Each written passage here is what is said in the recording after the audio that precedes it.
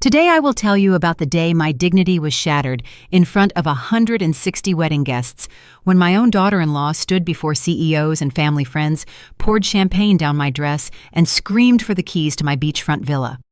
I walked out quietly, made a few calls, and 15 minutes later, a man arrived with papers that left them screaming.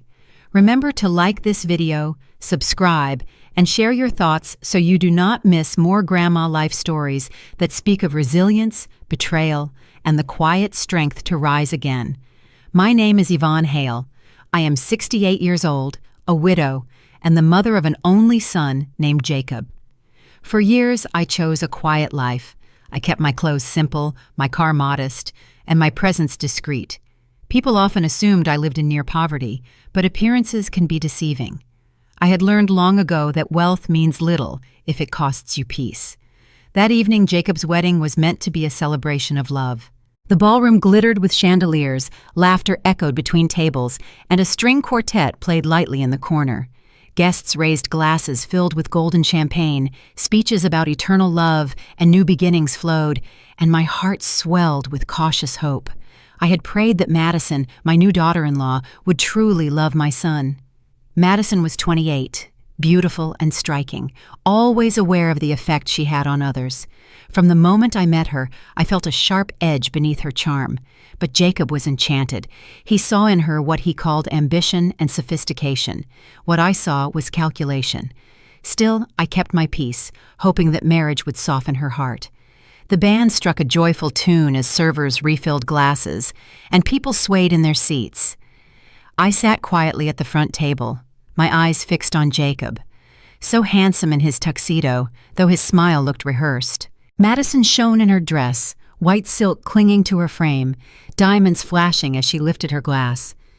For a moment, I allowed myself to believe that joy had truly arrived. Then she turned toward me. Her smile vanished, her eyes narrowed like blades. She walked across the floor with deliberate steps, her heels striking against the polished wood until every guest looked up. I felt a knot in my stomach as silence spread like a shadow. Without a word, Madison seized the flute of champagne from a passing server. Before I could rise or ask what troubled her, she tipped the glass forward. The icy liquid cascaded down the front of my gown, soaking the fabric, chilling my skin, dripping onto the floor. Gasps erupted from every corner of the hall. Madison's voice sliced through the silence. "Give me the key of your beachfront villa or get out. An old woman like you does not need such luxury." The string quartet stopped mid-note.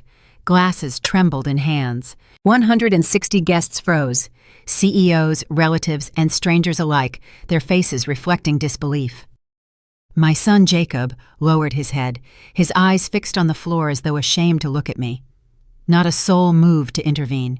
In that instant, shame burned hotter than the champagne soaking my dress. My breath caught in my chest. Words failed me, and yet my silence was louder than any protest. I saw pity in some eyes, contempt in others. I sat there for a moment, numb, as if the ground had given way beneath me. Then something within me shifted. Humiliation turned to clarity. Slowly, with dignity intact, I pushed back my chair. The scrape of wood against marble echoed across the ballroom. I stood tall, though my dress clung wet and cold. Without a word, I turned from the table. My heels clicked softly as I walked through the stunned crowd. No one stopped me. I reached the doorway, the music still absent, the silence still heavy. Behind me, whispers rose in uneasy waves. Madison's voice carried faintly, high and sharp, demanding again that I surrender what was mine. But I did not look back. I stepped into the night air, the cool breeze brushing my damp gown. The lights of the city twinkled beyond, indifferent to my pain. For a moment, I closed my eyes and inhaled deeply. I had been wounded, yes, but not defeated. This was no longer just a matter of pride. It was a matter of justice. I reached into my small clutch and pulled out my phone. My fingers trembled slightly, not from fear, but from determination. I dialed a number I had memorized long ago. "Derek," I said, my voice steady. "It's time. Bring the papers. 15 minutes. I am done being silent." And with that call, the course of the evening and perhaps the course of my life began to change. I walked out of the ballroom without looking back. The laughter, the gasps, the cruel silence, they clung to me like the champagne soaking my dress. My heels clicked against the marble floor, each step echoing in the hush that followed me. Guests parted as I passed, whispering behind their hands. "Poor thing, humiliated in her own son's wedding," someone muttered. Another voice, low but sharp, answered, "She should have seen it coming. Madison always gets what she wants." Their words pierced my ears, but I refused to flinch. I kept my head high, even as humiliation burned on my skin. The grand doors of the hall closed behind me with a heavy thud. Outside, the night air was cool, almost biting. It brushed against my damp gown, chilling me to the bone. My hands trembled slightly, but not from fear. Something inside me was shifting, crystallizing. The shame that had crushed me moments earlier was hardening into something sharper. Resolve.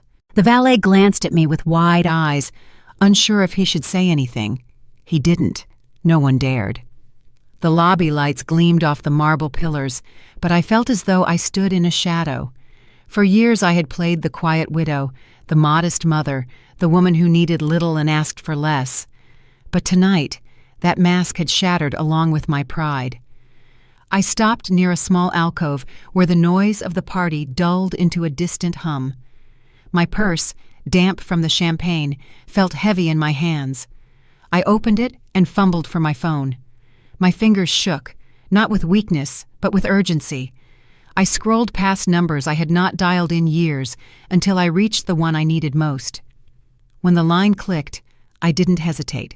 "Derek, it's Yvonne. Bring the papers. 15 minutes. It's time." There was a pause on the other end. Derek Carter, my attorney of nearly 20 years, had a voice as calm as stone. "Are you sure, Mrs. Hale? Once we do this, there's no way back. Everything will be exposed." I stared out at the glittering city lights beyond the glass doors, their reflection fractured in my wet gown. My humiliation replayed in my mind, the champagne cascading down, Madison's shrill voice cutting the air, Jacob's silence. Every second of it burned deeper. "I've never been more sure," I said. My voice was steady, sharper than I remembered it ever being. For a moment, Derek was silent, as though weighing the gravity of what I had just committed to. Finally, he answered, 15 minutes. I'll be there." I ended the call and slipped the phone back into my purse. My shoulders straightened. The weight I had carried for years, the silence, the endurance, the endless swallowing of insults, lifted piece by piece. In its place grew something else, not revenge, not spite, justice. Through the glass, I could still see the ballroom. Madison stood in the center, her laughter ringing false even from this distance, her hand gripping Jacob's arm like she owned him, owned everything. Guests surrounded her, some offering smiles, others uneasy glances. And Jacob, my only son, stared at the floor, the same way he had when she humiliated me. He had chosen silence over his own mother. That betrayal was colder than the champagne still clinging to my skin. I leaned against the cool stone wall, my breath steadying. The memories came flooding back. The first time Madison mocked my old car, the time she rolled her eyes at my discount dresses, the countless suggestions that I downsize because a woman my age didn't need so much space. Each insult had been a cut I had quietly endured. Tonight she had delivered the final blow. But what she didn't know, what no one in that ballroom knew, was that I was never the helpless widow she believed me to be. I had built walls of silence to protect myself and Jacob. I had hidden truths for decades, truths locked away in documents Derek had guarded faithfully, and tonight those truths would no longer stay hidden. A waiter carrying a tray of desserts hurried past, avoiding my gaze. He must have seen the soaked gown, the champagne dripping onto the polished floor. He looked away quickly, as if my shame might stain him too. That shame would not last. Soon their pity would turn to awe, and their whispers would choke in their throats. I tightened my grip on my purse and whispered to myself, "No more silence." The chill in the air no longer bit into me. It sharpened me. Each breath filled my lungs not with despair, but with fire.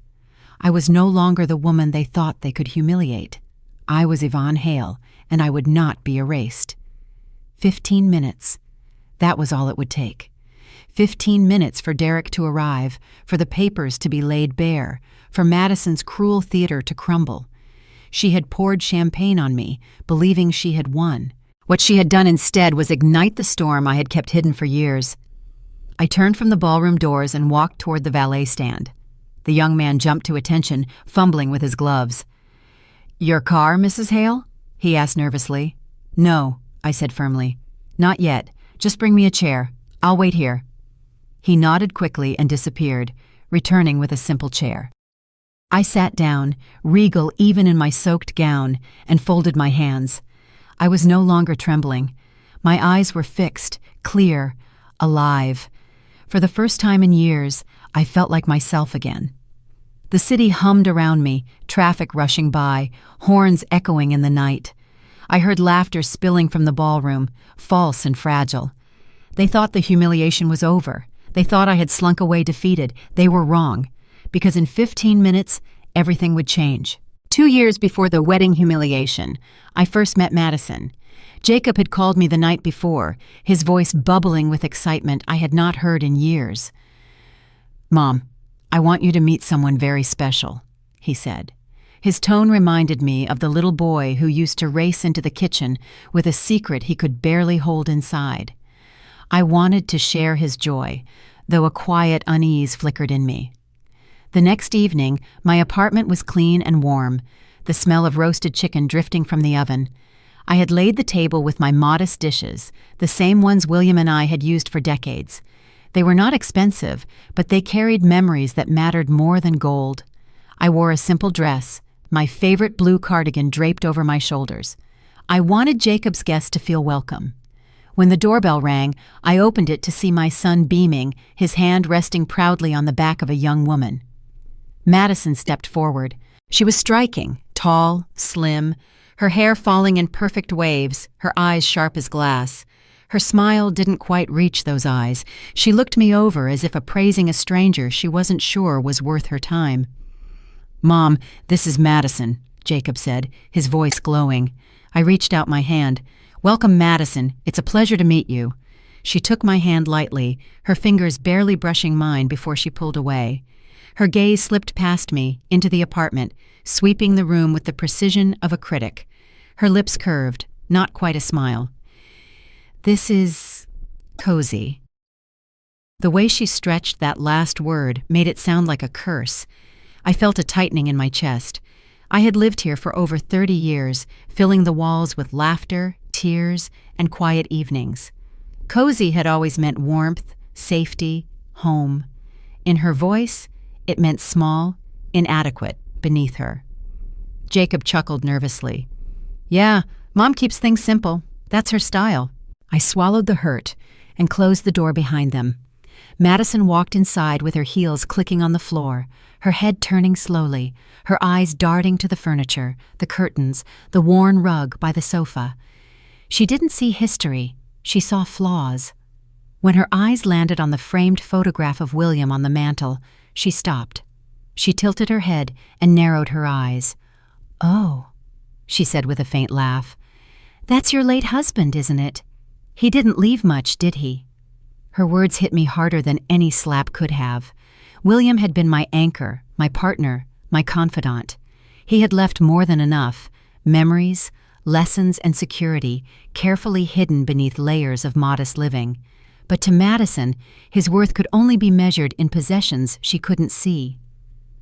I felt my hand tighten around the back of a chair. My tongue wanted to lash out, to strike her with words she would never forget. But I held it. My silence was deliberate. Sometimes silence speaks louder than anger. Jacob didn't notice. He gave that awkward little laugh he always used when he felt caught between people. "Madison, don't—" he started, then stopped. He smiled at me, but it was shallow, uncertain. He didn't see the contempt in her eyes. He didn't feel the sting of her words. He was blind, hopelessly blind. "Dinner smells nice," Madison said, sliding into a chair without waiting to be invited. She picked up the fork beside her plate, flipping it in her hand as though testing its weight. Her expression told me she was used to silver that gleamed brighter, china without a chip. I brought the chicken to the table, setting it down carefully. William used to carve it, his steady hands guiding the knife. Now it was my task. "I hope you're hungry," I said. Madison smiled thinly. "I eat light, watching my figure, you know, but thank you." The evening moved forward with forced pleasantries. Madison asked questions, but never about me. She asked about the building's location, about Jacob's job, about whether I traveled. Her eyes darted often to the balcony and the view it offered of the city skyline. I caught her once, whispering into her phone when Jacob stepped away. Her voice was low, but I heard enough. "Yes, Mom, it's prime real estate. If things go as planned, we'll have it." The words chilled me. In that moment, I knew she was not simply ambitious. She was calculating. She wasn't looking at my son with love. She was looking at him as a bridge to property, to lifestyle, to the illusion of wealth she craved. I remained quiet that night. I smiled when I needed to, served food when plates were empty, poured water into glasses. But inside, I was building a wall. I watched her closely, memorizing her patterns, her disdain, her hunger, her lack of shame. When they finally left, Jacob kissed my cheek, his eyes glowing with the same innocence I had seen since he was a boy. "Isn't she amazing, Mom?" he asked. His words were soft, eager for my approval. I forced a smile. "She's memorable." He laughed, not catching the weight of my tone, and followed her out the door. When the door closed, I sat in silence. The apartment was still warm with the smell of dinner, but it felt colder than it had in years. I turned my gaze to William's photograph, his eyes steady, his smile kind. "You were right," I whispered. "Trouble always comes dressed in charm." From that day, I knew Madison was not a woman to underestimate. She had revealed herself in the smallest of comments, in the tilt of her head, in the way she looked at my home as if it already belonged to her. She had shown me who she was, and though I stayed silent, I never forgot. That night planted the first seed of conflict, a seed that would grow into betrayal, humiliation, and ultimately, reckoning. The small remarks started almost immediately after that first dinner.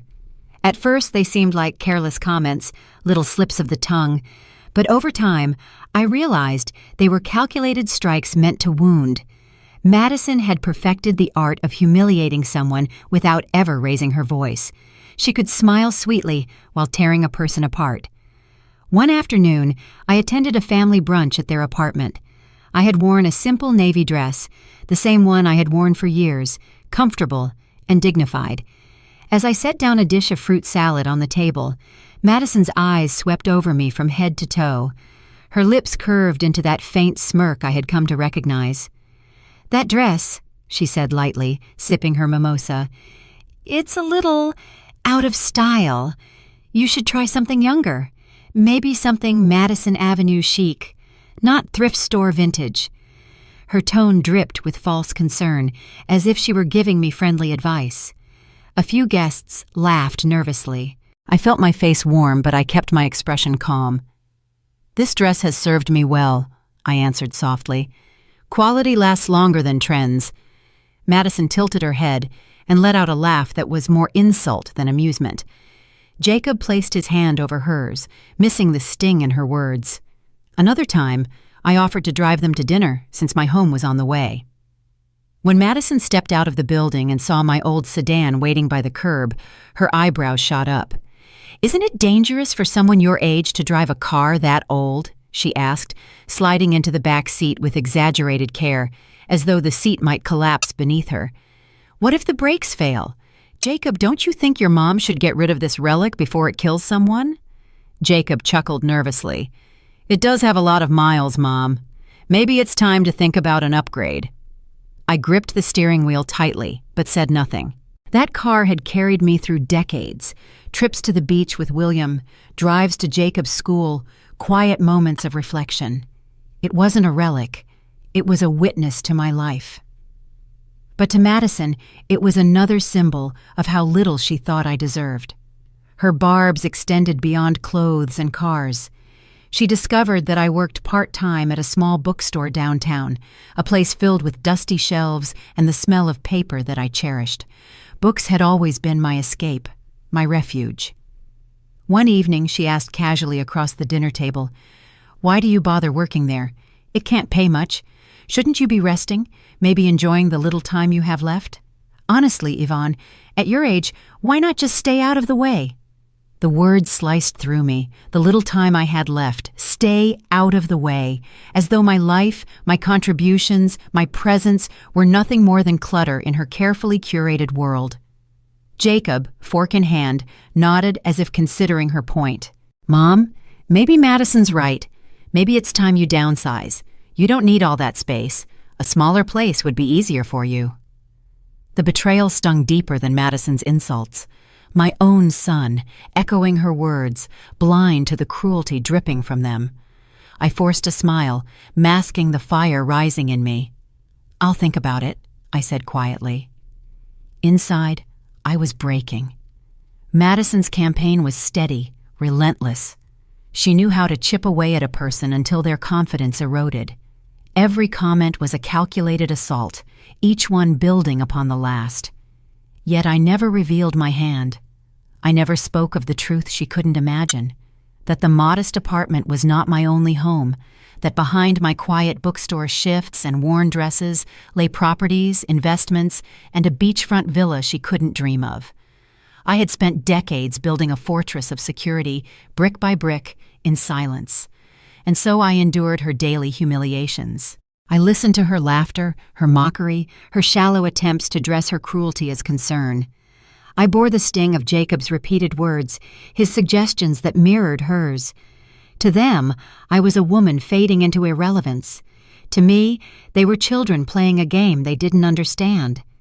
There were nights when I sat alone in my living room, staring at William's photograph, my chest tight with suppressed anger. "She underestimates me," I whispered to his picture. "But I see her. I see everything." I learned to let her think she was winning. I let her mock my clothes, my car, my job. I let Jacob repeat her words like a parrot, desperate for her approval. I let them believe I was shrinking. All the while, I stored her insults in my memory like ammunition, waiting for the day I would need them. The silence she mistook for weakness was in truth my greatest weapon. Each cutting remark was a reminder that Madison's greed would never be satisfied, that she would keep pressing, keep humiliating, until she believed she owned everything I had built. That knowledge gave me patience, and patience gave me power. Still, the weight of her disdain pressed hard on me. There were nights I wanted to scream, to throw her words back in her face, but I didn't. I kept my lips sealed and my back straight. The fire within me grew stronger, hotter, preparing for the day it would finally blaze. Her daily humiliations were not the end of me. They were the beginning of her downfall. It was a rainy Thursday evening when the mask slipped. Jacob and Madison had invited me over for dinner, a small family meal that I had hoped might be peaceful. The smell of roasted vegetables filled the kitchen, the sound of rain tapping against the windows a steady background. Jacob had gone out to pick up a bottle of wine, leaving Madison and me alone. I offered to help with the dishes, and she waved me off with a dismissive smile, disappearing into the living room with her phone pressed tightly against her ear. I lingered in the kitchen, stacking plates, when I heard her voice drift back through the narrow hallway. At first it was low, muffled by the walls, but then she raised it just enough that the words carried. "Once I get the villa, we'll flip it. It's worth millions. Jacob is too soft, but I'll handle his mother." The words froze me in place. My hand, damp from rinsing a plate, tightened around the porcelain. The villa.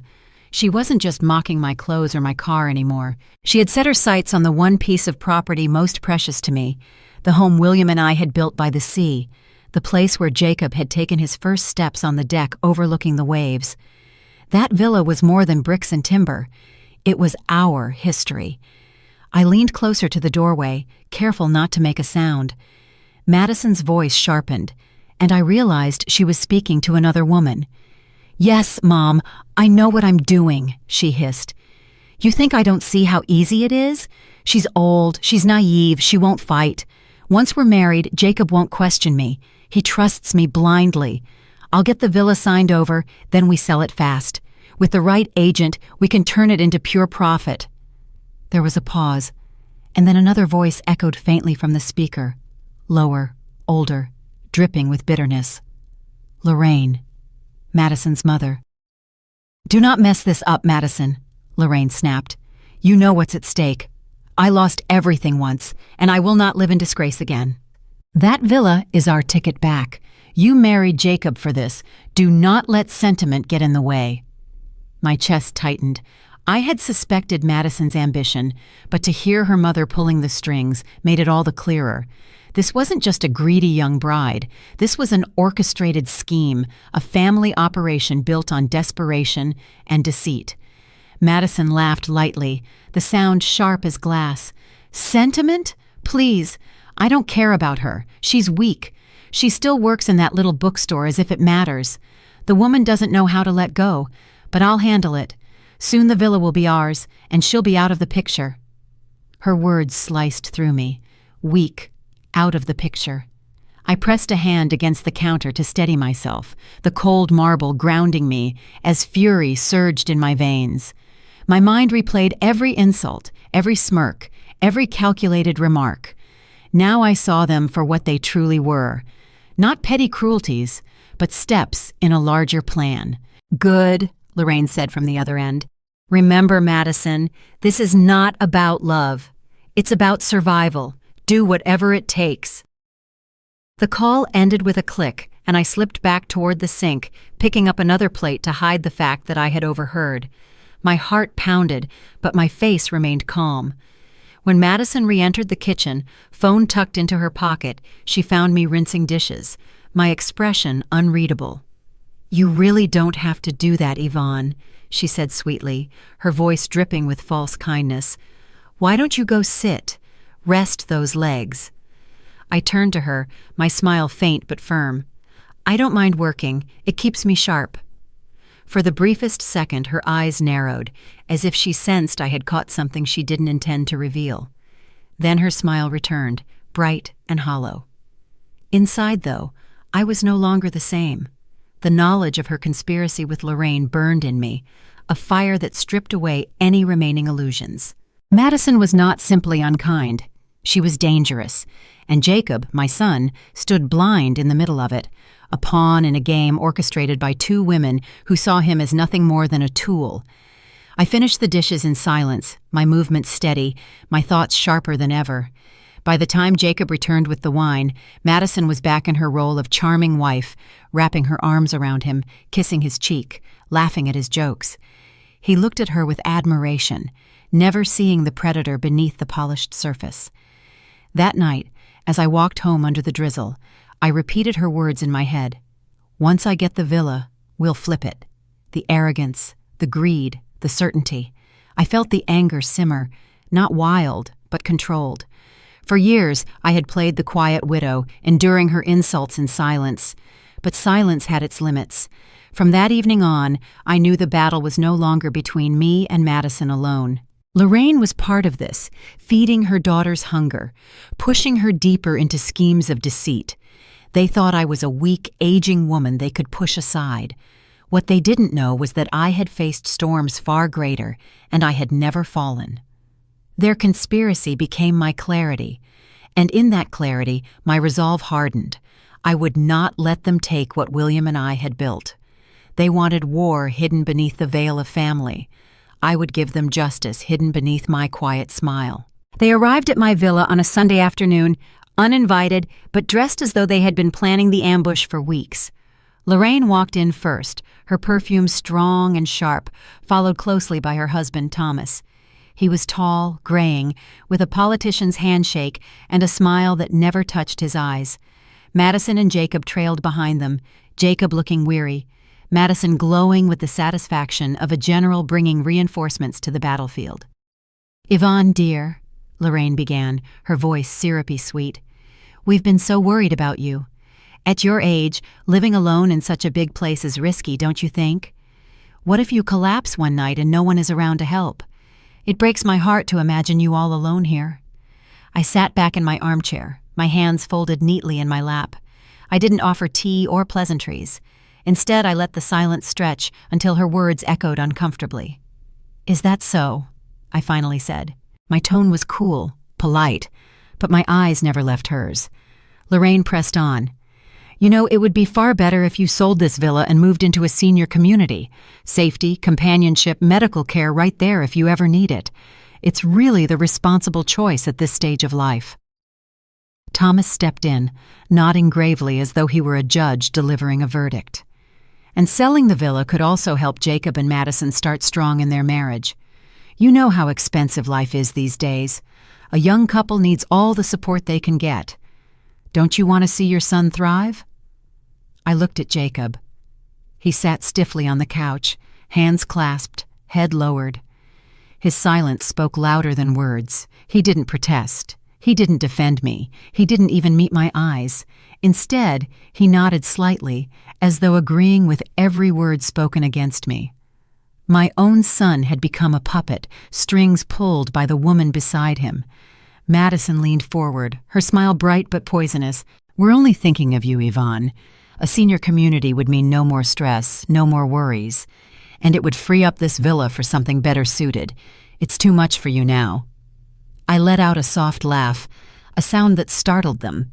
It was not the laugh of someone amused, but of someone who had seen through the charade.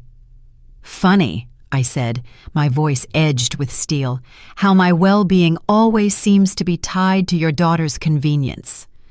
Lorraine's smile faltered, just for a second. Thomas cleared his throat. "Now that's not fair, Yvonne. We're here out of concern. Families look out for one another." "Families," I repeated slowly, "protect one another. They don't circle like vultures waiting for the moment to strike." Madison's eyes flashed, but she held her tongue. Lorraine placed a hand on her daughter's knee, a silent signal to stay calm. Thomas leaned forward, lowering his voice as though confiding in me. "You have to think about the future. Things happen quickly at your age. The villa could become a burden. Wouldn't it be wiser to act before it's too late?" I met his gaze without flinching. "Too late for whom, Thomas? For me? Or for Madison?" The room tightened with silence. Jacob shifted uncomfortably, still refusing to look at me. I felt the ache of betrayal sink deeper into my chest. This was not just Madison's scheme anymore. This was a family plot, executed with precision. They had dressed it in concern, wrapped it in sweet tones, but at its core it was greed, raw and shameless. I stood slowly, smoothing the folds of my skirt, my posture deliberate. "I appreciate your visit," I said evenly. "But this villa has stood for decades, through storms stronger than words, and I will not be bullied into surrendering it under the guise of care." Lorraine's expression hardened. "No one is bullying you, Yvonne. We're offering guidance, wisdom." I looked her straight in the eyes. "Wisdom built on bankruptcy and desperation is no wisdom at all." The color drained slightly from her face. Madison's lips pressed together in a thin line, her hand gripping Jacob's arm as if to remind him of his loyalty. "Mom," Jacob finally muttered, his voice low. Maybe they're right. Maybe this place is too much for you." Those words cut deeper than all of Madison's insults combined. My own son, echoing their script, believing their lies. For a moment, pain threatened to show on my face, but I forced it back. I would not give them that satisfaction. I straightened, my voice calm, resolute. "You may think I'm fragile. You may think I'm old and easy to push aside, but you've mistaken silence for weakness. This is my home, my life, and I will decide what becomes of it. Not you, not Madison, not Lorraine, not Thomas, and certainly not Jacob while he sits mute at my side." The air in the room grew heavier, as though the walls themselves were bearing witness. Lorraine's mask of politeness cracked, her eyes narrowing to slits. "You'll regret being so stubborn," she said, her tone sharp now, the false sweetness gone. "Perhaps," I answered coldly, "but regret is better than surrender." With that, I turned my back on them, walking toward the window where the sea breeze drifted through. They had come to corner me, to trap me in their false concern, but all they had done was reveal the depths of their collusion. Behind me, chairs scraped and footsteps shuffled. Lorraine muttered something under her breath. Thomas sighed heavily. Madison hissed at Jacob to stand up. And Jacob! He followed them out, silent, a shadow of the son I once knew. The door closed and I was left alone in the quiet villa. But the silence no longer felt oppressive. It felt like preparation. Their indirect threats had not weakened me. They had only shown me how far they were willing to go. And in revealing themselves, they had armed me with exactly what I needed. Gloria had been my neighbor for over 30 years, and she was one of the few people I trusted without question. At 70, she carried herself with the precision of the accountant she once was, sharp eyes behind her glasses, and a memory that never let go of numbers. After the visit from Madison's parents, when the walls of my own home felt like a courtroom, I knew I couldn't face this storm alone. I needed the truth, not assumptions. And Gloria had always been my quiet ally. One evening, I walked next door with a plate of lemon bars, my excuse for showing up unannounced. Gloria opened the door, her white hair tied in a neat bun, her apron dusted with flour. "You look troubled," she said immediately, ushering me inside. She never wasted words. I placed the plate on her counter and lowered my voice. "I need your help, Gloria, not as a friend, but as the accountant you used to be. Can you look into Jacob and Madison's finances? I need to know the truth before they try to take anything more from me." Her eyes searched mine, reading the pain I had tried to keep hidden. She nodded once. "Give me a few days." 3 days later, she came to my villa with a folder in her hands. The way she held it, tight, her knuckles pale, told me what was inside was not good. We sat at the kitchen table, the same table where William and I had shared countless meals, and she laid out the papers slowly, carefully, like evidence in a trial. "Yvonne," she began, her voice steady but heavy, "Jacob and Madison are drowning. Jacob's credit cards are maxed out. He owes $80,000. 80. And he hasn't made a payment in months." The number hit me like a fist to the chest. 80,000. I gripped the edge of the table, forcing myself to breathe. Gloria continued, flipping to another page. "Madison's spending habits are worse. She spends more in a month than she earns in half a year. Designer clothes, luxury spas, international trips, charged to cards. It's reckless. They're living like royalty with peasant coffers." My stomach churned. I had suspected recklessness, but this was worse. It was a spiral with no bottom. "They're 3 months behind on rent," Gloria said, pointing to another sheet. "Their landlord has already filed notice. If they don't pay soon, they'll be evicted. And the luxury car Madison insisted on leasing? The bank is already preparing to repossess it." I felt my face flush with both anger and shame. This was the life my son had chosen. This, after everything William and I had sacrificed to give him stability. He had inherited security, not debt. And yet he had tied himself to a woman who bled him dry. But Gloria wasn't finished. She pulled out one last document, her expression tightening. "This is what disturbed me most. Jacob contacted the bank last week. He asked about procedures for gaining power of attorney over an elderly parent's assets. He specifically asked if there was a way to transfer control if the parent was deemed unable to manage her finances." The words knocked the breath from me. My own son, my only child, had not just stood silently by Madison's cruelty. He had plotted to strip me of everything under the excuse of protecting me. He had asked how to take my power away, how to brand me as weak, incapable, disposable.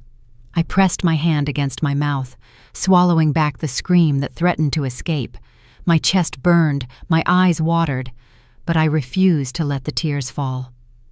"Yvonne," Gloria said softly, reaching across the table. "I'm sorry.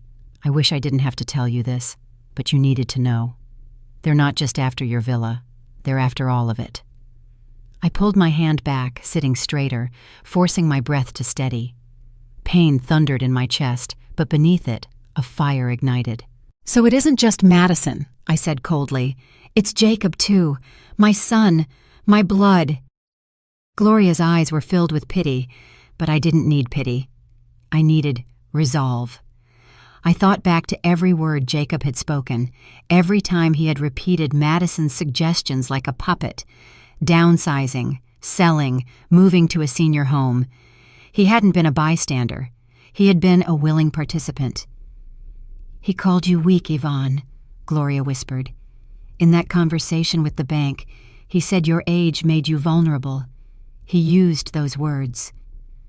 Something inside me shattered, but not into weakness, into shards sharp enough to cut through every lie. My son had betrayed me, the boy I had carried, the man I had raised. And yet, in that betrayal, he had freed me, because now I had no illusions left. I rose from the table, my body trembling with the weight of truth. "Thank you, Gloria," I said firmly. "You've given me more than numbers. You've given me clarity. They think they can bury me under their debts, silence me with their greed. They are wrong." Gloria squeezed my hand. "Be careful. They're desperate, and desperate people are dangerous." I nodded, my voice calm but cutting. "So am I." That night, I sat alone in my villa, staring out at the waves crashing against the shore. The sound had always comforted me, but now it sounded like a battle cry. Madison and Lorraine had sharpened their knives, Thomas had joined the chorus, and Jacob, my Jacob, had offered me up as the sacrifice. The grief of that knowledge pressed heavy on me, but beneath it, my determination solidified. I would not let their desperation dictate my fate. I would not let their debts consume my legacy. They thought they were clever. They thought they had me cornered. But I still had something they lacked: patience, preparation, and a will forged in silence. And now, with the truth in my hands, I was ready to fight back. The dinner was set up as if it were a celebration, but I felt the trap before I even walked through the door. The long table glowed under the chandelier, polished silver gleaming, wine glasses filled before I even sat down. Madison stood at the head of the table, radiant in a crimson dress, her eyes fixed on me with a smile that was far too wide. Lorraine and Thomas flanked her, their faces composed in masks of courtesy, and Jacob, my son, sat stiffly near the center, his shoulders hunched, his eyes avoiding mine. "Yvonne," Lorraine cooed as I entered, "thank you for coming. This is such an important night. Family, together, before the big day. Isn't it wonderful?" I gave her a thin smile and took my seat. "Family dinners can be wonderful, yes, when they are built on love." Thomas chuckled, his voice deep and measured. "Love is important, of course, but so is security. Tonight is about ensuring that both Jacob and Madison start their marriage on firm ground. It's what every good mother wants for her son." I said nothing, though my stomach tightened. The air around me felt heavy, like the courtroom I had sat in when William fought for his first business years ago. This was no dinner, this was a performance. Madison lifted a folder from the sideboard and placed it delicately in front of me, sliding it across the polished wood. "We thought this would be the perfect time to talk about a special gift," she said brightly. "Something generous, something meaningful. The villa." I looked at the folder, but did not open it. My voice was calm. "What about the villa?" Lorraine leaned forward, her bracelets clinking softly.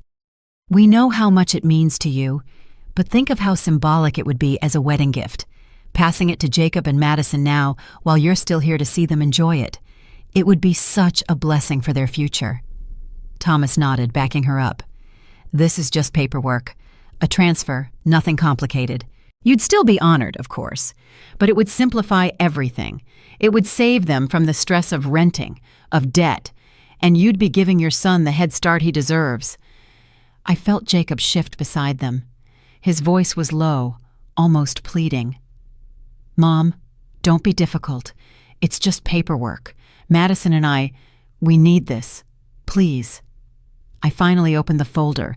The legal jargon was thick, but my eyes, trained by years of reading contracts with William, saw through the disguise immediately. This wasn't a symbolic gift. This was a power of attorney, dressed up in ribbons and bows. A signature from me would hand them control of the villa, its sale, its profit, its future.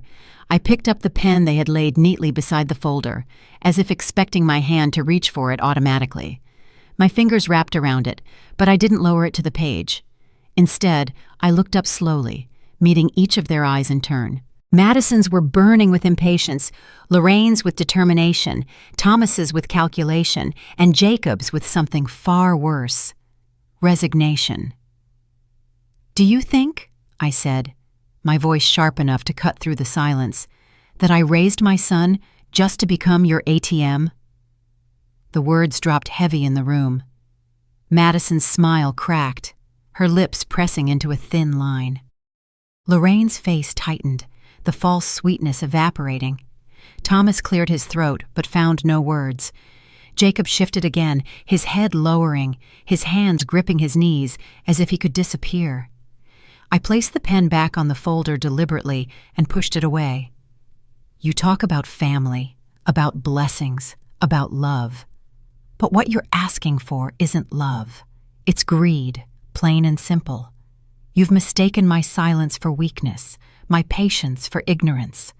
That ends tonight." Lorraine's mask fell completely. "Yvonne, don't be dramatic. This is what's best for everyone." "No," I said firmly, rising to my feet. "It's what's best for Madison, and perhaps for the debts she hides behind her smile. But not for me and not for Jacob, at least not the Jacob I thought I raised." Jacob finally looked at me then, his eyes wet, but his lips silent. He didn't defend me, he didn't defend himself. His silence condemned him louder than any words could have. I smoothed my skirt, squared my shoulders, and let my voice steady into steel. "I will not sign away my life's work for the sake of your convenience. I will not be manipulated into thinking theft is a gift. And I will not sit at a table where my worth is measured only in assets." Madison's voice cracked as she snapped, "You'll regret this, Yvonne. You can't fight forever." I turned toward the door, my back straight. I don't need to fight forever. I only need to fight once. And that fight is not here, not tonight, not with this charade. I left the folder on the table, the pen untouched. The silence behind me was thick, the sound of their plan unraveling before it had begun. When the door shut behind me, I exhaled into the night air. The trap had been clear, the pressure suffocating, but I had walked out unscathed. They thought they could corner me with false kindness, but all they had done was reveal their desperation, and desperation was the crack I would use to break them. The night air clung to me, damp and heavy. I sat alone on the cold bench near the valet stand, my gown soaked with champagne, its fabric sticking to my skin. The ballroom doors behind me glowed faintly, muffled laughter and music seeping out as though nothing had happened. My humiliation was theirs to gossip about inside. Out here, it was mine to carry in silence. I looked down at my hands resting in my lap. They trembled slightly, the way they had when Jacob was born and I first held him, afraid I might drop him.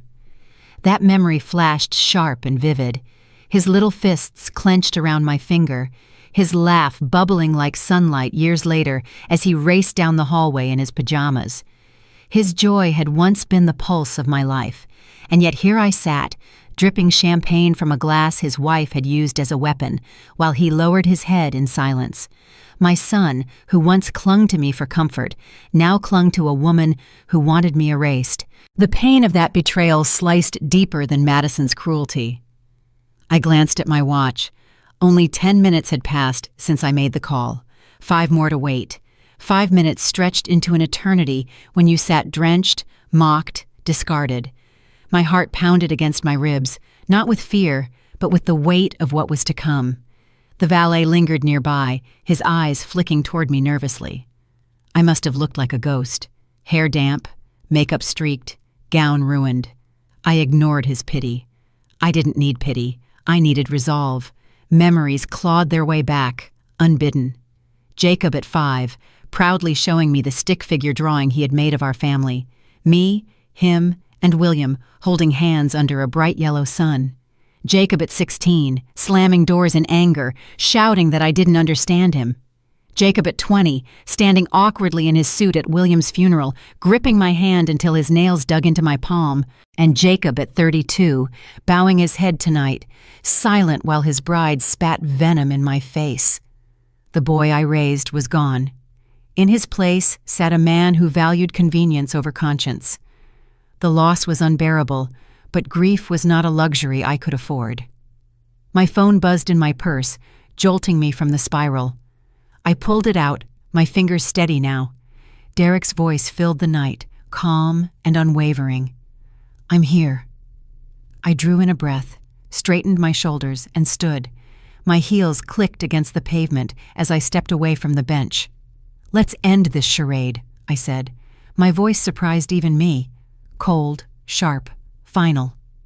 The headlights of his car cut across the driveway, illuminating the slick pavement. Derek stepped out, tall and composed in his dark suit, a leather briefcase in his hand. He didn't waste time with greetings. His eyes took in my soaked dress, the champagne stains glistening under the lights. He didn't comment, didn't offer sympathy. He only nodded once, as though to confirm, "Yes, it's time."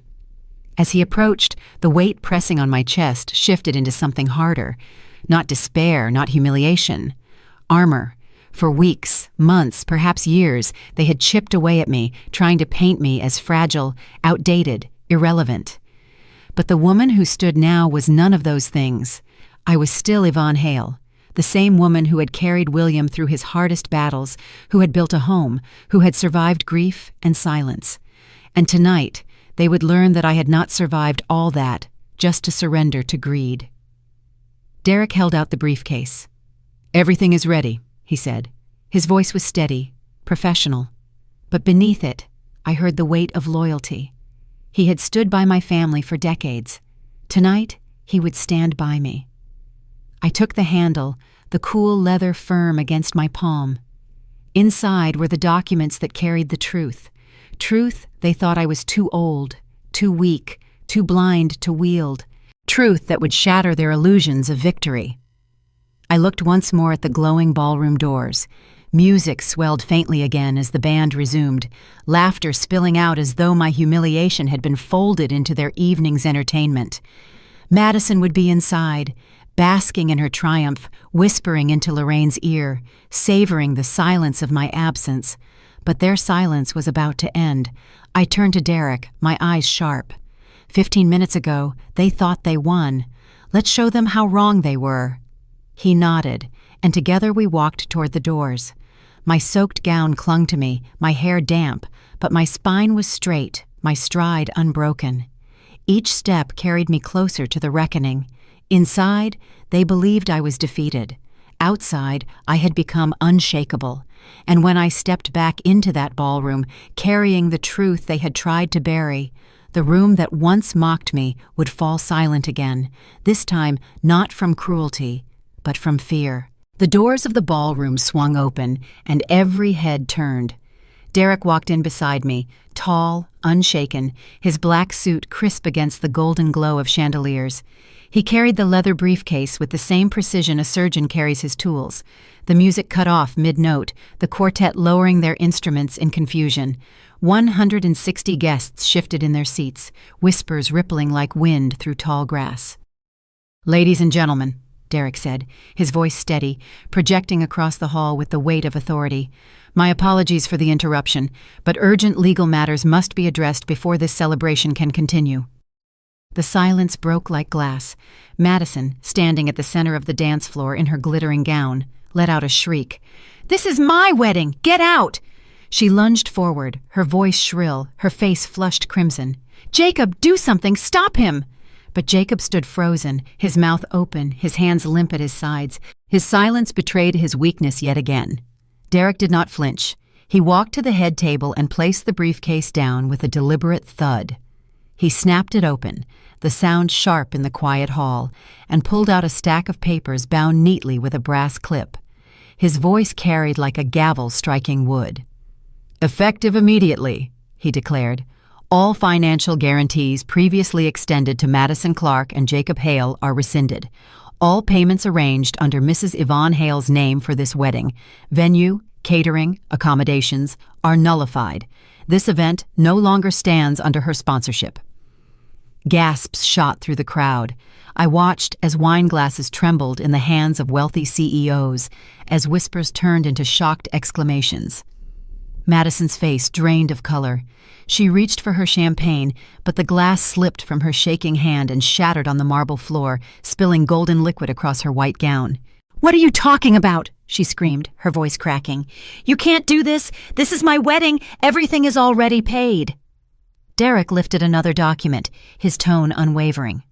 "Correction. Everything was pending. Payment has been legally revoked. As of this moment, no invoices will be honored by Mrs. Hale's accounts. The hotel block for guests, the catering service, the music, all of it has been canceled by rightful authority." A stunned silence spread across the hall. Then a murmur of disbelief rolled through the guests like thunder. Some rose to their feet, craning their necks. Others covered their mouths, their eyes darting between Madison and Jacob. Madison staggered back a step, her heels slipping slightly on the polished floor. Her lips trembled. "You can't humiliate me like this, not in front of everyone." I stepped forward then, my voice calm but cutting through the chaos. "Humiliation is what you poured on me with that champagne, Madison.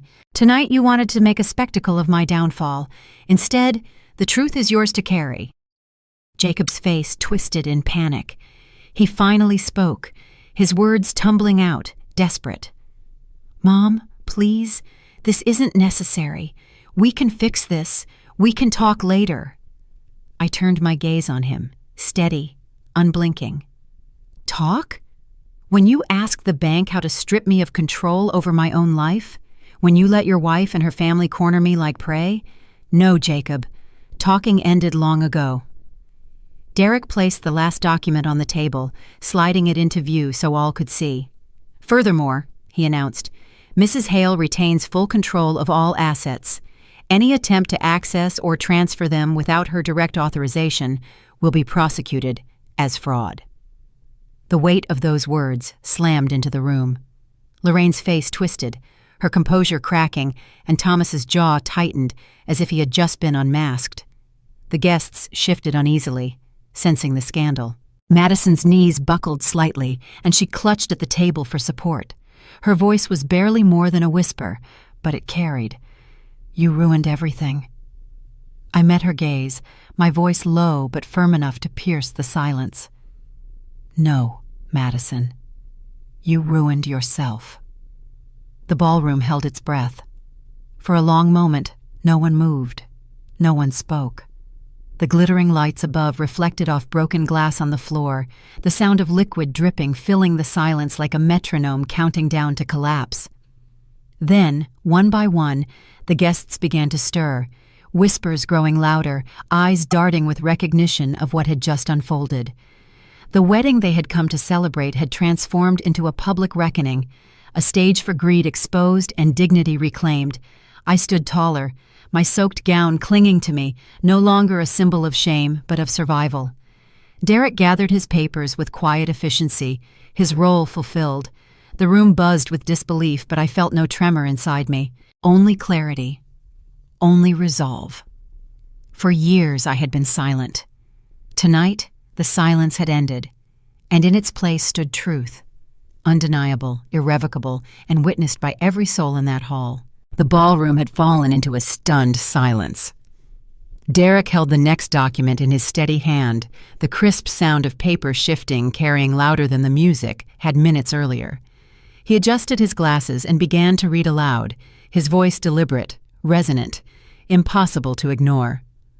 Over the course of the last 3 years, Mrs. Yvonne Hale has transferred $150,000 directly into the accounts of Jacob Hale and Madison Clark. These transactions were consistent, recorded, and intended as support during times of financial difficulty. Gasps erupted around the hall. Guests leaned forward in their chairs. Phones rose discreetly, red recording dots glowing as the crowd realized history was unfolding before them. The whispers swelled into disbelief. Madison's voice split the air, shrill and furious. "Impossible! That can't be true! She's broke! Look at her clothes! She drives a car older than me. She shops at thrift stores. She can't even keep up with basic fashion." I stepped forward then, my soaked gown dragging against the marble floor, every step a reminder of what had been done to me tonight. My voice, though low, cut through her shrieking like a blade. "Appearances deceive, Madison. I chose simplicity. I chose humility. But don't mistake kindness for weakness or frugality for poverty." Madison's face twisted. She shook her head violently, as if denial could erase the truth written in ink. "No, you're lying. You're making this up to embarrass me." Derek raised another sheet, tapping it for emphasis. "Bank records, dates, signatures, transfers labeled as family support. These are certified documents, admissible in court. Every cent came from Mrs. Hale's account." The room erupted again, this time in audible shock. Some gasped, others muttered in disbelief. A few guests pulled out their phones more openly now, tilting them toward me, toward Madison, toward Jacob. Their eyes glowed with a mixture of scandal and awe. I looked at Jacob then. My son's face was pale, his eyes darting between me and his wife. His lips parted as if to speak, but no words came. For the first time in years, he seemed to see me not as a burden, not as a quiet old woman he could dismiss, but as someone who still held the power he had chosen to underestimate. I drew in a breath, my chest rising with a calm that had eluded me all evening. "For 3 years, I gave without complaint. I watched as you lived beyond your means, drowning in debt, while I extended my hand to steady you. I told myself it was for Jacob's happiness. I told myself love was worth sacrifice. But tonight, Madison, you poured champagne on me and shouted that I was an old woman unworthy of dignity. Tonight, you showed me your gratitude." The crowd murmured louder, a collective hiss of disapproval rising against her. Madison's shoulders heaved, her fury collapsing into desperation. She clutched Jacob's arm, shaking him. "Say something! Tell them she's making it up! Tell them!" Jacob stared at the ground, his silence more damning than any words. I let the silence stretch before I spoke again. "I chose a simple life because my wealth was never meant to be a weapon. It was meant to protect, to nurture, to build. But if you see generosity as weakness, then you will learn what it feels like when that generosity is withdrawn." A woman near the front table gasped audibly, whispering to her companion, "She's been bankrolling them this whole time?" A man in the back muttered, "And they treated her like that?" Heads shook, eyes narrowed, the room's judgment falling squarely on Madison and Jacob. Madison lunged forward, pointing a trembling finger at me. "You can't just expose us like this. You'll ruin us." I met her glare with a calm, unyielding stare. "You ruined yourselves the moment you thought greed was a birthright and respect was optional." The guests erupted in whispers again, some rising to their feet for a better view. Phones tilted higher. What had started as a wedding was now a courtroom, a theater of truth, and every single person inside was both jury and witness. Derek closed the folder with a firm snap, his expression unshaken. "Ladies and gentlemen, the record stands. Mrs. Hale's generosity was masked by her humility, but tonight, her truth speaks louder than any insult hurled at her." The ballroom felt as if it tilted under the weight of revelation.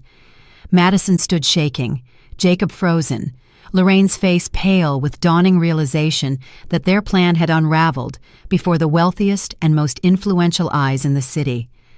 I stood still, letting the murmurs wash over me, letting the phones capture every second. I had spent years in silence, enduring insults, swallowing pride. Tonight, that silence was over. Tonight, the truth was public. And as the crowd leaned closer, as the whispers turned into a roar of disbelief, I felt the satisfaction of justice. Not loud, not flashy, but undeniable. The room still buzzed with disbelief when Derek lifted the final folder from his briefcase. His tone carried the same precision as before. but now it rang with finality, like a bell that signals the end of a long trial. "One last matter requires public acknowledgement," he said, his gaze sweeping the hall. "Mrs. Hale has executed an immediate amendment to her estate plan. Effective as of this evening, all inheritance previously designated to Jacob Hale has been redirected." The crowd hushed again, every breath suspended. "To the Hale Foundation for Elder Protection," Derek finished, reading the words as clearly as if they had been etched into stone. "A charitable trust dedicated to safeguarding the dignity, safety, and independence of vulnerable seniors." The words struck like lightning. Murmurs swelled into shocked cries, heads turned toward me, eyes wide with astonishment, admiration, disbelief. Madison's shriek cut through the air. "You can't do this. We're family." Her voice cracked, raw with desperation, as though clinging to that word could erase everything she had done. I stepped forward, my heels clicking sharply against the marble, the weight of the moment pressing against my shoulders, yet making me stand taller than ever. My voice was calm, but edged with steel. "Family doesn't humiliate. Family doesn't exploit. Family doesn't strip dignity for greed. You lost that right tonight." Madison's hands clawed at the air as though she could pull the words back. Her face contorted with disbelief, then rage. "You vindictive old—" I raised a hand, stopping her. "No, enough. Tonight the world sees who you truly are, and tonight I reclaim who I am." Gasps rippled through the room, then a single pair of hands clapped slowly, deliberately. The sound echoed. Another joined, then another. Soon a smattering of applause filled the air, hesitant but resolute, as guests rose from their seats. Some clapped with sympathy, others with admiration, and a few with relief that justice had found its voice in a room that had silenced me earlier. I looked toward Jacob. My son's eyes glistened, but not with gratitude. Shame carved lines into his face. He opened his mouth as if to speak, but I cut him off with a look. I had no words left for him tonight. Inside me, the wound of betrayal still burned, but I would not let it dictate my future. My wealth would not rot in the hands of those who sought to use me. It would breathe life into a cause greater than myself, a shield for those who, like me, had once been treated as disposable. Derek closed the folder and tucked it away. His voice sealed the moment. "The amendment has been signed, notarized, and filed. It is irrevocable." Madison collapsed into her chair, her sobs high and broken. Lorraine gripped her arm, her face white as chalk. Thomas sat rigid, his jaw clenched, unable to meet the eyes of anyone in the hall. For a moment, the applause swelled louder, filling the chamber with something that felt like justice made tangible. A few guests even rose fully to their feet, their clapping echoing against the vaulted ceiling, affirming that what had been cruelly twisted into shame had been restored as triumph. I let their sound wash over me, not as validation, but as confirmation. Tonight, I had not only defended myself, I had drawn a line between cruelty and compassion, greed and dignity. The Hale Foundation would stand long after Madison's shrieks faded and Jacob's silence lost its sting. It would stand as proof that wealth, when guided by purpose, could serve justice instead of vanity. I took in the faces around me, some pitying, some reverent, some still shocked, and let them see me not as the humiliated mother they thought I was, but as the woman who had chosen her legacy. And in that moment, I felt no bitterness, no need for revenge. What I felt was something sharper, something steadier, peace born from the knowledge that I had ended the game on my terms. The ballroom, once the stage for my humiliation, had become the theater of my victory. The applause had not yet faded when the ballroom doors swung open again. This time it was not Derek, but the event manager, a tall man in a navy suit, his face pale with strain. He walked briskly to the head table, leaned slightly toward Madison, then raised his voice so the crowd could hear. "Payment for this event has been canceled. Unless full coverage is arranged tonight, the services stop here." The words sliced through the tension like another blade. The quartet lowered their instruments completely, waiters froze mid-step, and the hum of whispered disbelief rose again. Guests shifted uneasily in their seats, eyes darting between the manager, Madison, and me. Madison shot up, her chair clattering backward against the marble floor. "What? No! That's not possible!" She grabbed the man's sleeve, her voice shrill and cracking. "You can't just end my wedding." The manager pulled back, his face stiff with professional detachment. "The venue, catering, and staff are all tied to the Hale account. That account has withdrawn its guarantee. Without immediate payment, I'm afraid this celebration cannot continue." A hush fell. Then murmurs swept across the room as guests began standing, adjusting jackets, glancing at their watches. The illusion of a grand wedding unraveled in real time. Madison turned on Jacob, her eyes blazing with panic. "Do something! Fix this!" Jacob's face was ashen. He stumbled toward me, dropping to his knees before I could step away. His voice cracked, a mixture of shame and desperation. "Mom, please, please don't let this happen. Don't ruin everything." I looked down at him, my son, the boy who once clung to my hand at William's grave, now clinging to my hem in front of 160 witnesses. My voice was firm, steady, merciless in its truth. "Fixing this starts with you, Jacob, without me." His mouth opened, but no words came. He bowed his head, his shoulders sagging under the weight of his choices. Madison collapsed back into her chair, her perfect posture gone, her gown stained with champagne and streaks of mascara running down her cheeks. She screamed, a guttural sound that filled the hall. "This was supposed to be my night. You ruined everything. You humiliated me in front of CEOs, politicians, everyone." I stood tall, my soaked dress still clinging, but in that moment I felt nothing but strength. "No, Madison," I said, my voice carrying over her sobs. "You humiliated yourself. You poured champagne on me and demanded a villa you did not earn. You wanted an audience? Now they see you clearly." The guests began moving toward the exits. Some shook their heads, muttering under their breath. A few whispered into phones, no doubt spreading the scandal before they even reached their cars. Plates clattered as servers began clearing abandoned meals. The glittering facade of Madison's perfect wedding crumbled like cheap glass. Lorraine rushed to her daughter's side, her hands fluttering helplessly over the ruined gown. "Madison, stand up. Don't let them see you like this," she hissed, though her own voice trembled with humiliation. But Madison slapped her hands away, her mascara-streaked face twisted with rage and despair. "Don't touch me! None of you helped me! None of you!" Her sobs grew louder, echoing off the high ceiling. The image of the flawless bride, the diamond tiara, the designer gown, the poised smile, was gone.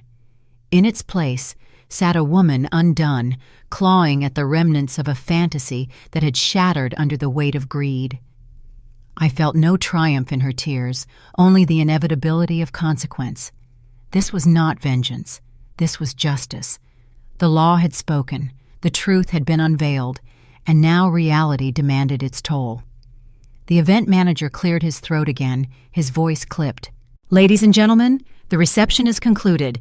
Please make your way to the exits." Chairs scraped, heels clicked, the ballroom transformed into a tide of guests departing. Some paused to give me a look of respect, nodding silently as they passed. Others avoided my eyes, ashamed they had once cheered Madison earlier in the night. I remained standing, watching as the grandeur dissolved into chaos. Madison's cries grew weaker, broken by hiccups, her gown stained, her tiara tilted. Jacob still knelt on the floor, his suit rumpled, his dignity discarded beside him, and I understood then what true consequence looked like. It was not swift, it was not dramatic, it was quiet, undeniable, seeping into every corner of a life until all illusions collapsed. I turned to Derek, who stood a step behind me, composed as ever. "It's done," I said softly. He nodded once. "It's done." As the last of the guests filed out, the ballroom that had once been Madison's stage for grandeur became her stage for ruin, and I, no longer humiliated, no longer silent, walked out with my head high, leaving the wreckage behind me. 6 months had passed, yet the memory of that night in the ballroom still lingered in people's minds like a scar that could not fade. What was meant to be a wedding had become a reckoning, and from that reckoning, something larger had grown. I found myself sitting on the set of a local talk show, the lights warm on my face, the cameras trained on me. The host leaned in gently, her voice respectful. "Mrs. Hale, your story has touched thousands. You've become a symbol of resilience, of standing against the exploitation of seniors. How does that feel?" I smiled, a small, steady smile that carried the weight of what I had endured. "It feels less like a personal victory and more like a shared one. My story is not unique. Too many elders suffer in silence, manipulated by those they trust most. If speaking out gives even one person the courage to say enough, then all the pain was not wasted." Applause rose from the studio audience, warm and genuine. Later, when I stepped off the stage, an assistant handed me a stack of envelopes tied with a ribbon. Letters, dozens of them. At home, I would find hundreds more waiting, arriving day after day. Stories of gratitude, stories of children ashamed of how they had treated their parents, stories of elders who finally felt seen. I read every single one, often with tears streaking my cheeks. Some I answered personally, others I passed to the foundation staff to handle. But each word reminded me, from humiliation had grown something far more powerful than revenge. Gloria sat across from me in my living room that evening, glasses perched on her nose as she pored over spreadsheets. "The Hale Foundation is stable," she said, her voice brisk, the way only a former accountant could sound. "Donations are steady, the investments are sound, and your story continues to inspire generosity." I poured her tea, grateful for her steady presence. "And you're certain the money will outlast us both?" Gloria glanced up, her eyes softening. "Yvonne, this foundation will protect people long after we're gone. That's the true legacy." Her words anchored me. I had lost a son to greed, but I had gained a cause worth fighting for. As for Jacob and Madison, the world had not been kind. Their debts had only deepened. Jacob's credit lines collapsed when my financial support vanished. Madison's appetite for luxury could not be fed by an empty account. The whispers followed them too. Everyone in the city knew what had happened at the wedding. No one wanted to lend them money. No one wanted to do business with them. Eventually, Madison left. Some said she fled to California, chasing another man with shallow pockets and a wide smile. Others said she returned to her mother's home, broken and bitter. Either way, she was gone. Jacob remained, alone. I heard through acquaintances that he had taken a modest job, his once proud shoulders bent under shame.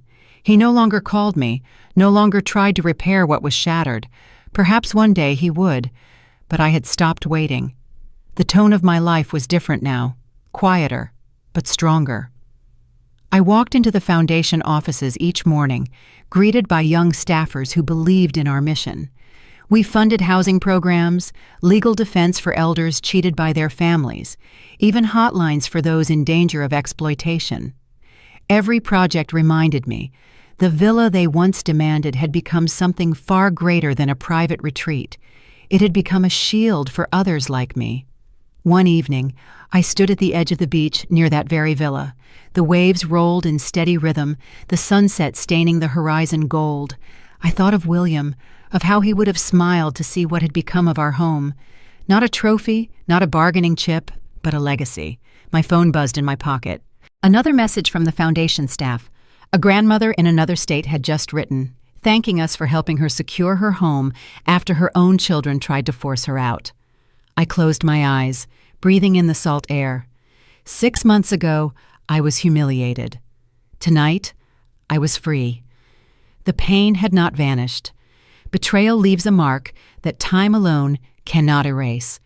But from that pain, something solid had been built, something that would stand long after Madison's tears dried and Jacob's silence faded into memory. I whispered into the evening air, my voice carried away by the tide. This is justice, William, not just for me, for all of us. The sun was beginning to sink into the horizon, painting the ocean in streaks of gold and crimson. I sat on the wide balcony of my villa, the sea breeze soft against my face, the steady crash of waves beneath me like the pulse of something eternal. 6 months ago, this place was a prize Madison thought she could seize. Tonight, it was a sanctuary I had reclaimed not just with paper and signatures, but with strength born of fire. The villa was quiet. No guests, no noise, only the distant cry of gulls and the rhythm of the tide. I held a notebook on my lap, a fountain pen resting between my fingers. I had never been much of a writer, but lately, words seemed to flow easier than ever. Words that might outlive me, words I hoped would guide someone younger through the storms of life. I thought of Emma, the daughter of my closest friend who had stood by me when my own blood had turned away. 10 years old, curious eyes, a heart too gentle for a world that often punished kindness. She had begun writing me letters, each one decorated with drawings of seashells, flowers, and hearts. She called me Grandma Y, though we shared no blood. Somehow, she had become the grandchild my heart still longed for. I dipped my pen and began to write. Dear Emma, when you grow older, you will learn that kindness is not weakness. It is strength, quiet, steady, and often invisible. But there will be people who try to take that kindness and twist it into something they can exploit.